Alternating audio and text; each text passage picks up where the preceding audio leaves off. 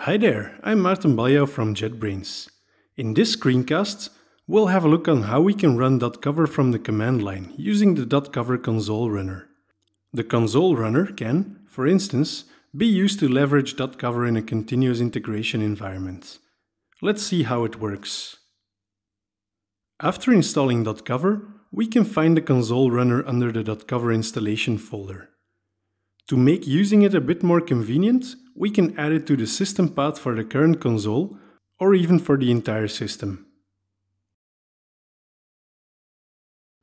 The console runner accepts several commands, which we can see by running the help command on dotCover. We can cover an application, merge snapshots, create an XML report or an HTML report of coverage results, list and delete snapshots, compress them, or just run all these steps in one go using the analyze command. Every command takes an XML configuration file, which instructs dotCover on the assemblies to calculate coverage for. dotCover can generate such an XML file for us using the help analyze command and specify an XML file in which it should write the XML file.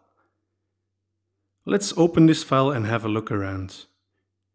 We need to provide values for at least 4 elements. We have to provide the executable, the arguments, the working directory and the output file. Just like in the dotCover UI, we can specify filters as well.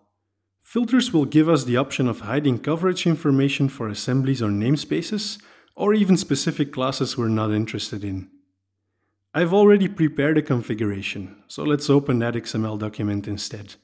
For executable, I'm specifying I want to use the XUnit console runner. This executable will be run and analyzed by dotCover. For arguments, I have to specify the arguments I would normally pass to the test runner, in this case a test assembly path. I also specify the working directory, which is the test assembly folder in this case. The output element is the file in which code coverage information will be written. In here, it's just a simple XML file which will generate. I've also added a filter.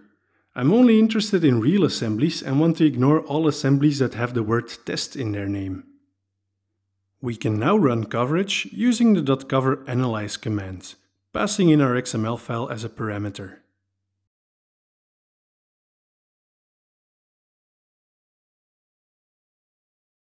Once the run has completed, we should now have an XML file containing coverage information. On a side note, I've now used the XML configuration file to specify all parameters for dotCover's analyze commands. Note that you can also specify these parameters on the command line.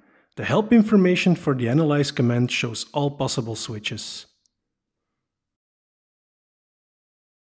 We can also use the dotCover report command to generate a report as HTML or JSON.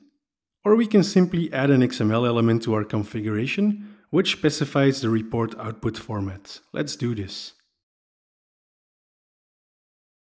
If we now run code coverage again, we get a nicely formatted HTML document in which we can navigate through assemblies, classes, and even have a look at the source code.